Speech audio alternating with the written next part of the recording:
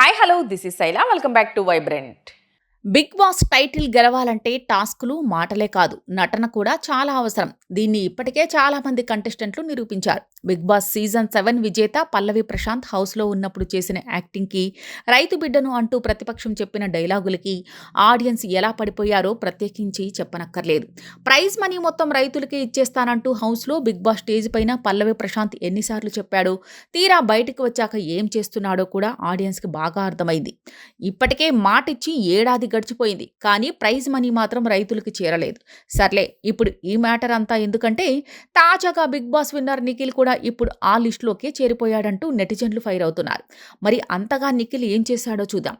Big boss హౌస్లో ఉన్నప్పుడు తన లవ్ స్టోరీ, బ్రేకప్ గురించి చెబుతూ నిఖిల్ కన్నీళ్లు పెట్టుకున్నాడు. ఇంతవరకు అంతా బాగానే ఉంది. అయితే బిగ్ బాస్ గేటు దాటగానే ముందుగా నా లవర్నే కలుస్తా, తను కొట్టినా తిట్టినా పడతా, తిక్కలేస్తే ఎత్తుకెళ్ళిపోతా, తనని వదిలే ప్రసక్తే లేదు, మా అమ్మ తను ఒకరే అంటూ చాలనే డైలాగులు చెప్పాడు నిఖిల్. ఇదంతా ఫ్యాన్స్ నమ్మేసి నిఖిల్ లవర్ కావ్యపై తెగ ఫైర్ అయ్యారు. నిఖిల్కి నీపైన ఇప్పటికీ ఎంత లవ్ ఉందో చూసావా, నువ్వే కావాలని తనని అవాయిడ్ చేస్తున్నావంటూ నెటిజన్లు కావ్యను తెగ తిట్టారు. సింపుల్గా చెప్పాలంటే కావ్యని అందరి ముందు విలన్ చేశాడు నిఖిల్. ఆ విషయాన్ని కావ్య కూడా ఇండైరెక్ట్ పోస్టులతో చెప్పకనే చెప్పింది.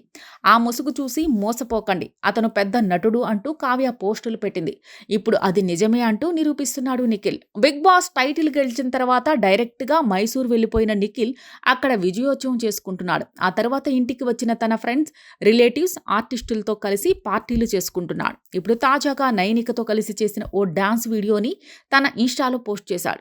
ఇది చూసిన ఫ్యాన్స్, నెటిజన్లు నిఖిల్ని ఏకిపారేస్తున్నారు. కావ్య ఎక్కడ నిఖిల్, హౌస్లో ఉన్నప్పుడు నా అమ్మ, లవ్, నా ప్రాణం అన్నావు, కావ్య నిన్ను దూరం పెడుతుంది అన్నట్లు కలరింగ్ ఇచ్చావు, ఇప్పుడు హ్యాపీగా ఎంజాయ్ చేస్తున్నావు అంటూ ఓ నెటిజన్ కామెంట్ పెట్టాడు.